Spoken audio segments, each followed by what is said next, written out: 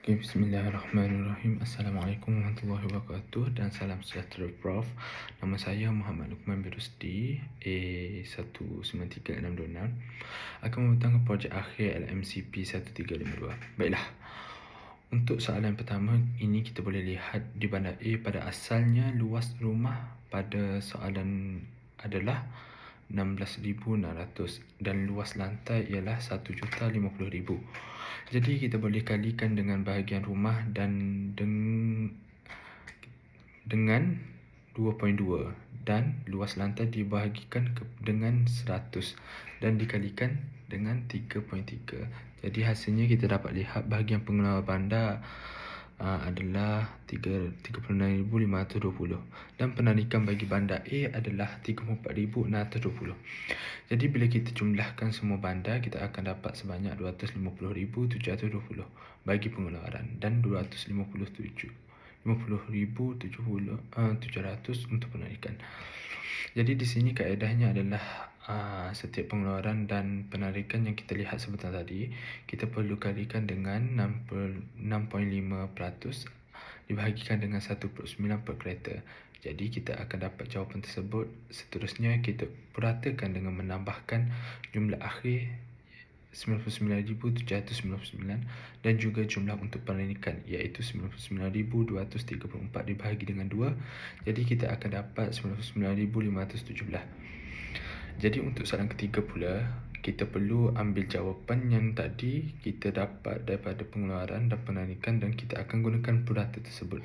Setiap hasil yang kita dapat, kita perlu kali dengan purata seterusnya. Kita perlu bahagi dengan jumlah setiap pengeluaran dan penarikan yang mana sebelum dipuratakan. Jadi kita akan dapat jumlah purata yang sama iaitu 99,517. Okey, sebentar tadi kita sudah dapat untuk pengeluaran dan penarikan dan kita telah pun samakan dengan yang bawah iaitu 99,517.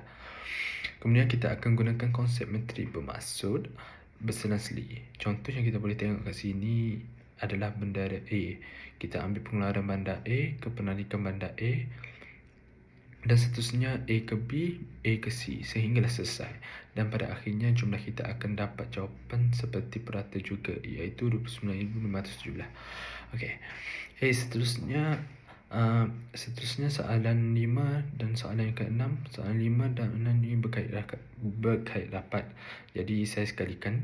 Jadi soalan 5 adalah berdasarkan metrik asalan, tujuan yang mana kita cari, yang mana kita akan cari sebanyak 70% sahaja. Soalan 6 pula berkenaan dengan peruntukan pengaliran lalu lintas. Contohnya A ke B, kalau nak dapat kita perlu ambil dari baris A yang atas tu, daripada A sehingga F, kita akan beralih ke kotak ke tepi iaitu yang bahagian tegak. Yang menegak kita akan ambil daripada C sehingga ke F, berterusan sehinggalah ke F. Jadi kita akan dapat jawapan tersebut. Jadi kita akan dapat jawapan untuk pemupukan. Okey, untuk yang ketujuh, soalan ketujuh pula, kita perlu darabkan dengan jarak dengan 29 sen setiap kilometer. Seterusnya kita kira dengan aliran kereta pergi dan balik dan kita akan dapat jumlah tersebut dan jumlah tersebut kita masukkan dalam rumus dan pada akhirnya kita akan dapat jumlah sebanyak RM637,581.53. Seterusnya kita nak cari pula masa maksimumnya iaitu 30%. Jadi kita ambil yang paling puncak iaitu aliran C dan juga D, dua-dua hala iaitu pergi dan balik. Jadi kita ambil kat situ, kita tambahkan dengan dua-dua hala. Kita akan dapat 35,682 dan kita kali dengan 30 per satu kereta. Kita akan dapat 10,746.6. Jadi kita tak boleh ada perpuluhan, kita gunakan dia akan menjadi 10,705. Jadi jawapan ini adalah 10,705. Kereta untuk kedua hala. Baik, berdasarkan pemumpukan yang kita dapat sebentar tadi, kita dapat lihat ketebalan garis adalah berdasarkan tahap kepadatan. Yang paling padat adalah dari C ke D, pergi dan balik. Pergi kita dapat tengok 17,922, manakala balik kita dapat tengok 17,730. Dan yang paling nipis dia punya garis adalah A ke B. Sama ada yang pergi 7,629 dan balik 7,222. Baiklah, soalan yang terakhir, soalan ke-10. Muatan jalan adalah 1,800 kereta per hour. Jadi kita dekat sini kita boleh lihat berapa lorong yang kita boleh bina sebenarnya. Jadi kita ambil dua hala yang kita dapat, iaitu 10,480 bahagi dengan 2, iaitu 5,240, dan kita bahagikan dengan 1,800, kita akan dapat jawapan 2.91. Jadi kita terus gerakkan dan dapat 3.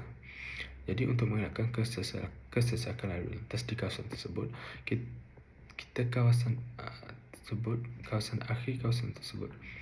Jawapan yang terakhir adalah lebuh raya ini harus mempunyai 3 lorong untuk mengelakkan kesesakan dalam lalu lintas.